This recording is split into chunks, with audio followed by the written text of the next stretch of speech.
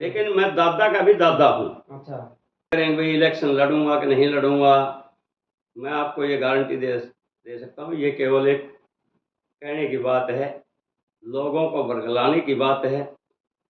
जो इस राजनीति में ऐसे नेता आगे, वो पीछा कभी भी नहीं छोड़ सकते। नमस्कार, हरियाणा वेव्स में आपका स्वागत है। आप लोगों को जैसे पता है, अभी आने वाली विधानसभा और लोकसभा चुनाव की खूब तैयारियां चल रही हैं और इसी कड़ी को लेकर आज हमारे साथ है जी आम आदमी पार्टी से अशोक कुमार पंडित जी। जहां तक हम कह सकते हैं भाई, आने वाली चुनाव में ये नारनौंद विधानसभा क्षेत्र से आम आदमी पार्टी की टिकट की दावेदारी ठोक चुके हैं। किन मुद्दों को लेकर ये मैदान में है, क्या इनके विचार हैं, इनसे बात करते हैं। नमस्कार जी अंकल जी। नमस्कार। आपके हरियाणा वेव्स के सुनने वाले सभी दर्शकों को नमस्कार मेरा। मैं आम आदमी पार्टी का शिक्षा विंग प्रकोष्ठ का हिसार जिला अध्यक्ष श्री आम आदमी पार्टी के अभी परिवार इतना काफ़ी बढ़ चुका है कि आप आने वाले अगले महीने के लास्ट तक आप देखेंगे कि वहाँ कितनी भीड़, कितने वो होंगे। लगभग 2 लाख से ऊपर शपथ ग्रहण समारोह के अंदर शामिल होंगे। कहाँ पे? वो जगह निश्चित कर दी जाएगी और उसके अंदर केजरीवाल जी आकर के अपने सभी कार्यकर्ताओं को शपथ दिलाएंगे। आप लोगों के मुद्दे क्या रहेंगे कि भाई किन मुद्दों को लेकर आप लोग मैदान में उतरेंगे? बिल्कुल आपने सही पूछा। मेन चीज़ होती है मुद्दे, और मुद्दे हमारे जो हैं केवल एक जैसे और पार्टियां केवल अपना घोषणा पत्र करती हैं, लेकिन हमारी पार्टी घोषणा पत्र नहीं बल्कि एक गारंटी, जिन मुद्दों के ऊपर लड़ा जाएगा उनकी गारंटी होगी। और मुद्दे हैं हमारे, सबसे पहला है शिक्षा के क्षेत्र में जो दिल्ली के अंदर और पंजाब के अंदर जो काम किया है। तो हम मान लेते हैं भाई आप लोगों का मुद्दा सबसे बड़ा एक शिक्षा है। हाँ, पर जैसे दूसरी पार्टियों के नेता अभी मैदान में उतरे हुए हैं, उनकी रैलियां हो रही हैं, कहीं पे उनके प्रोग्राम चल रहे हैं। आम आदमी पार्टी का तो किसी नेता का नाम नहीं आ रहा, ना कोई प्रोग्राम हो रहा भाई। अभी पीछे लगभग 5,000 से ऊपर के जो पदाधिकारी थे, जो अभी बनाए थे पिछले 1 महीने के अंदर, जो बिजली आंदोलन हमारा चला था 1 महीने के लगभग 1 महीने के अंदर जो लोग जुड़े हुए थे, उस समय पदाधिकारी 5,000 के करीब बनाए थे और उनका शपथ ग्रहण समारोह पिछले ही महीने भिवानी के अंदर अनाज मंडी के अंदर वहाँ शपथ दिलाई गई थी। अब 1 महीने से हमारा परिवार जोड़ो अभियान चला हुआ है और वो परिवार जोड़ो अभियान लगभग आज खत्म हुआ है और इसके अंदर हम 49 लाख परिवारों से मिले हैं और उनके अंदर भी हमने अपने जैसे वार्ड के जो सेक्रेटरी होते हैं, उनके सेक्रेटरियों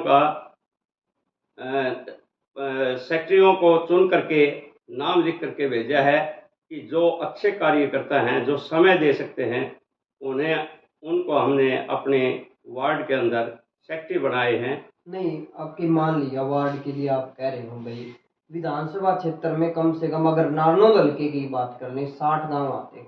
हाँ जी। तो 60 गांव में आप लोगों का क्या प्रचार चल रहा है कि लोग ये माने कि भाई आम आदमी पार्टी भी इस लाइन में है? आज जहां कांग्रेस लगा लीजिए, बीजेपी लगा लीजिए, जेजेपी लगा लीजिए और भी बहुत सारी पार्टियां भाई, तो आम आदमी पार्टी कहाँ अपना प्रचार दिखा रही है भाई हम भी इस लाइन में हैं? आम आदमी पार्टी हर गांव में अब टीमें लगी हुई थी 1 महीने से, और परिवार जोड़ो अभियान चला हुआ था हमारा। उसके अंदर जो हमारी पार्टी की जो नीतियां हैं, जो हमारी गारंटी हैं, जो दिल्ली के अंदर और पंजाब के अंदर जो काम किए हैं, उन कामों का प्रचार किया है और उन कामों को देख करके लोग इतने उत्साहित और इतने मतलब समय की इंतज़ार कर रहे हैं कि वे कब इलेक्शन जल्दी हो और हम आम आदमी पार्टी को यहाँ हरियाणा सरकार के अंदर लेकर के आए पूर्ण बहुमत से।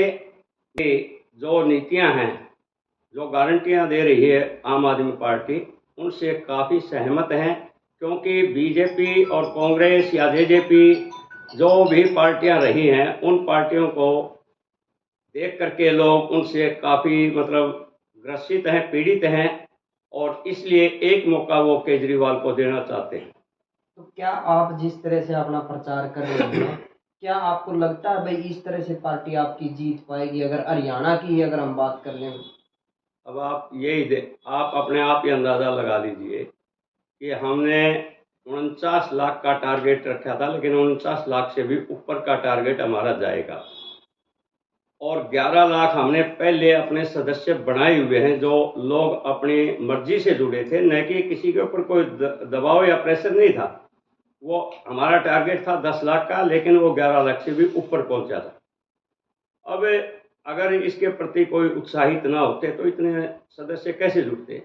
और 49 लाख का जो टारगेट है, लोगों के अंदर बड़ा उत्साह और उमंग है कि हम आम आदमी पार्टी को पूर्ण बहुमत से हरियाणा के अंदर लेकर के आएंगे। क्या आप नानू हल्के से उम्मीदवार की लाइन में हो भाई, आम आदमी पार्टी आपको टिकट दे? हाँ जी, पहला मेरा नारनौंद है, दूसरा मेरा बरवाड़ा क्षेत्र है।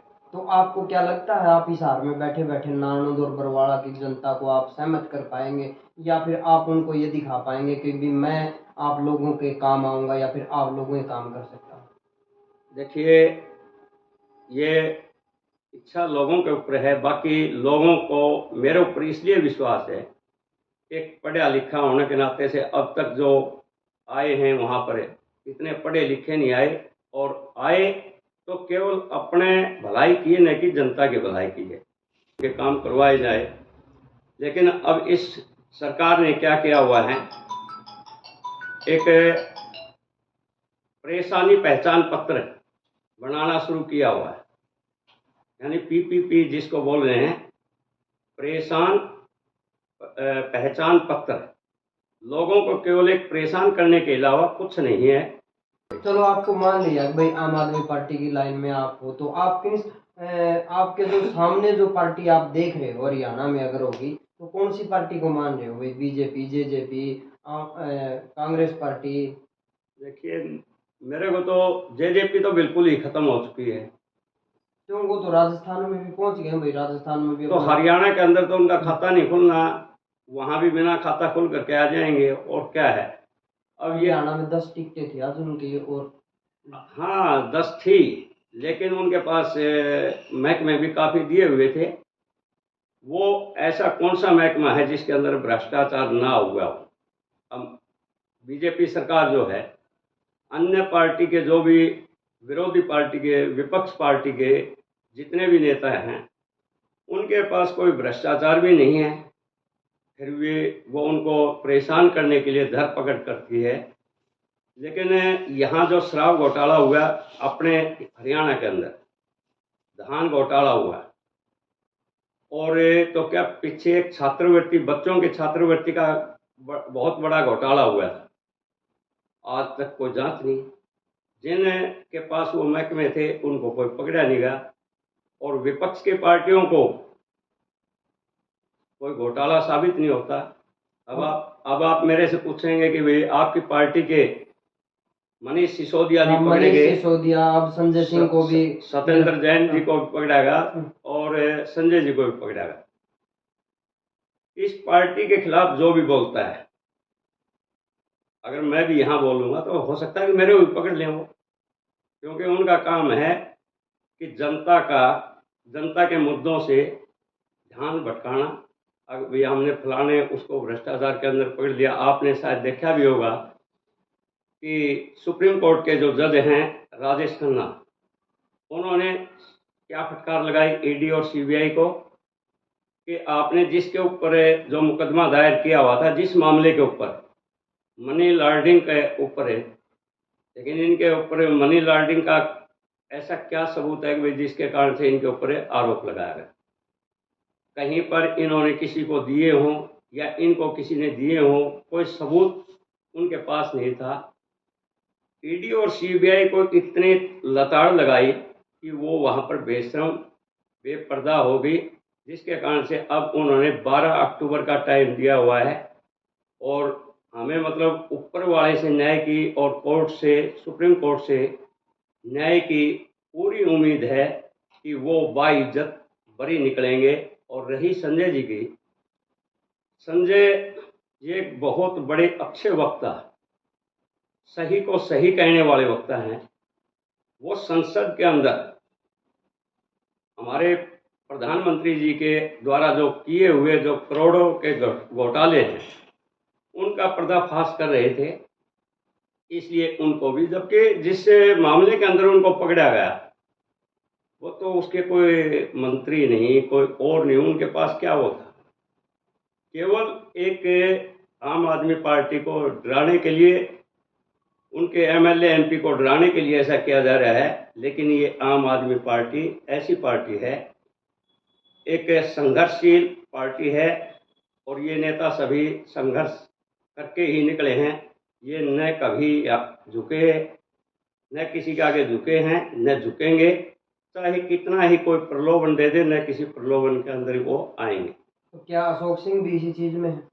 मैं 101% हूँ, और आज तक का मेरा रिकॉर्ड यह है कि कहीं पर एक पैसे का, मैं एक शिक्षक रहा हूँ लेकिन उसके अंदर तो कोई वैसे नहीं होता, लेकिन उसके अंदर तो इस चीज़ का तो नाम ही नहीं है।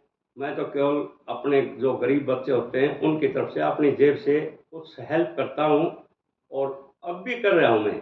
रही नाणुन हल्के की, मेरे ख्याल में तो पहले चौधरी वीरेंद्र सिंह जी भी ऐसे पावर के थे कि वो यहाँ पर जो चाहते वो कर सकते थे। दूसरा, वित्त मंत्री जी थे पीछे बीजेपी के, वो भी जो चाहते वो यहाँ कर सकते थे। और रही अब के एमएलए की, उसने तो कुछ किया ही नहीं। वो तो केवल एक ही बात कहता रहा, अभी मैं तो यहाँ पर धोखे से फंस गया, मेरी लड़ने की इच्छा नहीं थी। ये केवल एक ढकोसला है उनका, वैसे कोई जबरदस्ती थोड़ी ले सकता है। पंडित जी हो आप? हाँ, मैं पंडित जी हूँ। पंडित जी दादा को उनका आप आरोप लगा रहे हो? तो मैं आरोप नाम नहीं ले रहा, लेकिन मैं दादा का भी दादा हूँ। अच्छा। नाते के अंदर मैं दादा का भी दादा हूँ। वैसे मेरे सम्मानित हैं, मेरे से बड़े हैं, उनका मैं सम्मान भी करता हूँ, लेकिन नाते के हिसाब से बताया मैंने, वैसे नहीं। वैसे मेरे सम्मानीय हैं, लेकिन आपको भी पता होगा, आप कह रहे हैं भाई इलेक्शन लड़ूंगा कि नहीं लड़ूंगा।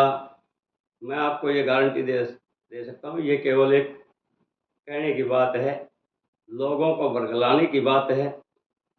जो इस राजनीति में ऐसे नेता आ गए वो पीछा कभी भी नहीं छोड़ सकते, उनका वो लोभ नहीं जा सकता।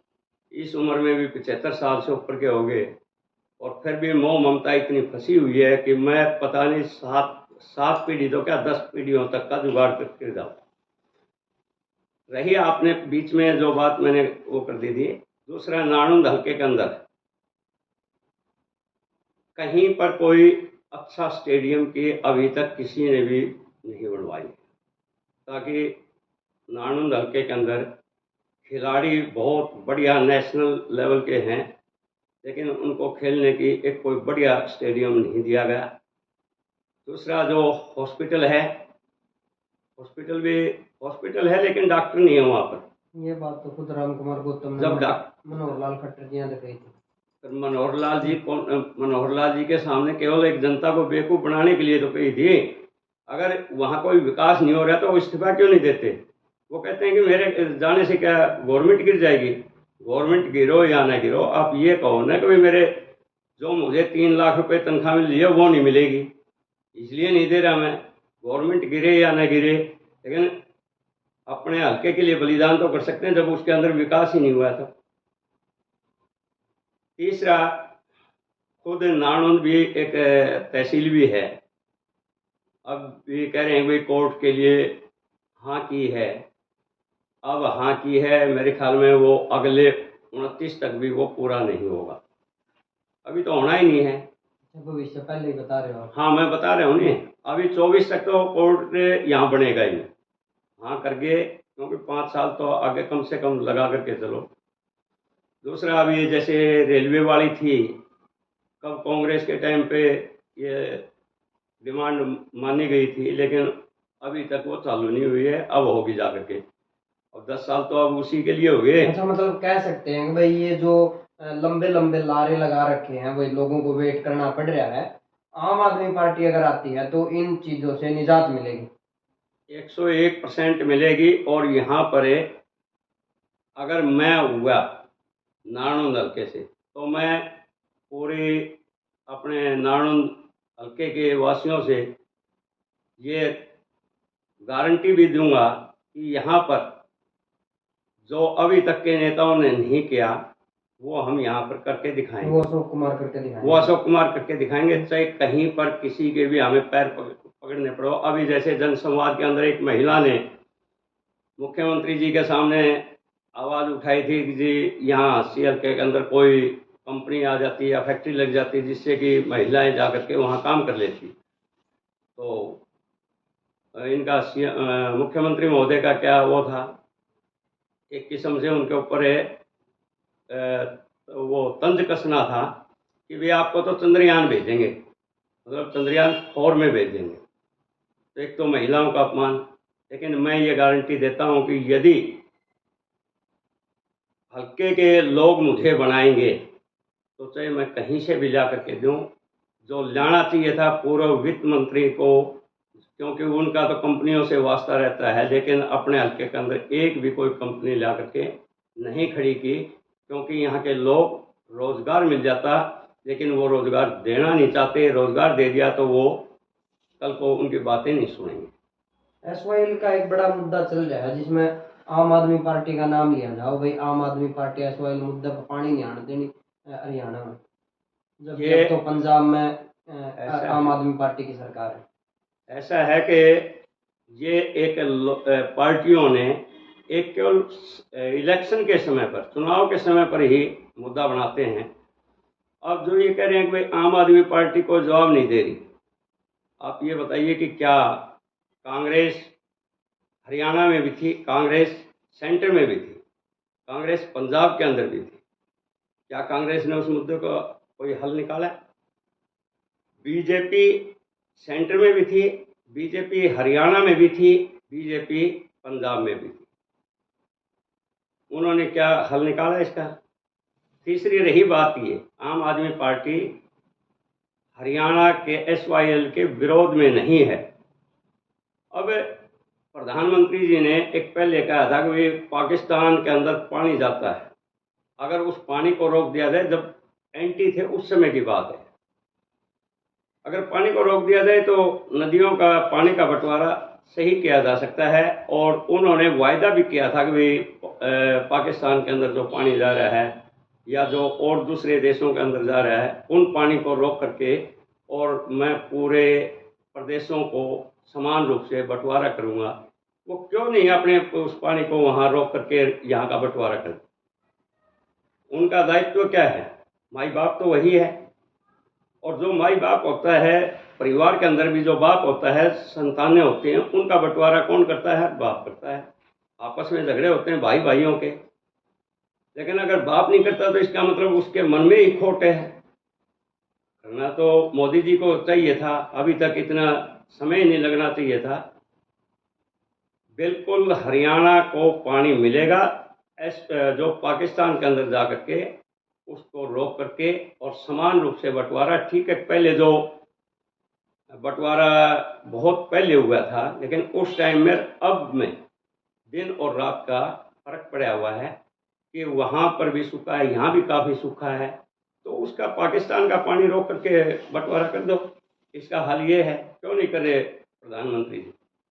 पाकिस्तान में वैसे तो दिखाने के लिए तो क्या करते हैं कि भाई वहाँ पर पाकिस्तान के हम विरोध में हैं। विरोध कहाँ है?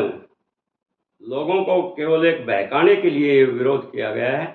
अगर वो उसके विरोधी हैं तो पाकिस्तान की तरफ जो पानी जा रहा है उसको रोक दो, पानी प्रदेशों को दो, समान रूप से बंटवारा हो जाएगा। चलो, धन्यवाद जी अंकल जी। धन्यवाद आप सभी सुनने वालों का। ये थे जी अशोक कुमार। अगर जहां हम देख सकते हैं भाई आम आदमी पार्टी की तरफ से नारायण खड़े हैं। तो वीडियो कैसी लगी आप कमेंट सेक्शन से जरूर बताना। वीडियो को ज्यादा से ज्यादा शेयर करना और चैनल को ज्यादा से ज्यादा सब्सक्राइब करना। आप सबका धन्यवाद जी।